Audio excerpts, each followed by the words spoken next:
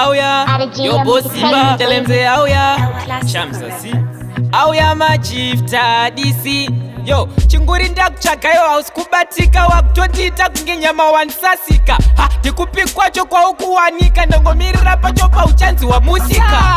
ndakambozama kuita patience zvakutoda timboita romance usafunge ndiri kuda kutaura nonsense ndipe zvimaminutes zvimaseconds nditaure nyaya yangu chero in 2 sentences unogona uri muhombe pamakore ndizvo zvakaita kuinterview ndinyare nekasweet voice kako kanoita ndifare pauringiro zinopandoionera uyaimese mumbozvionera makeup zvima-eyeshadow pauri ndipo pavanokopera uchida mari yandimboomera kobheki ndokufonera rudo rwako rwuri supa kwete mandiwanzira kana utori nemurume ngambondimirira unonyararidza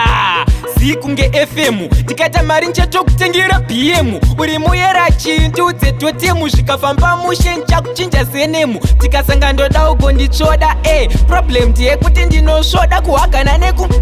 ndenchitoda crispy nasty face chero sina kupoda wakaumbwa nedhaga rakawanda kabhodi skin light kunge fanta unopisa kaiwe uneka 30 wart uneka wati ende kakakufita sha arizi chanti uri maria ndingambokurete nemabhondi ndakamboda kuti abhisha nditambire front but maya ndakazoona kuti it kandi kutaura kuno ndakatomirira reply kozi hani munhu ndangachida tigoenda dubai ukangobvuma wapedza masports waita chigai chekukanza pasaiti toita sevanhu vakuru nai sorako kana ndamborasa mamena story brother kuchechi ndinotoenda kukelas ngatingoonesane iyi ndiyo sicha zvamanje manje ndiri kukwarira mubhutsu sesoksi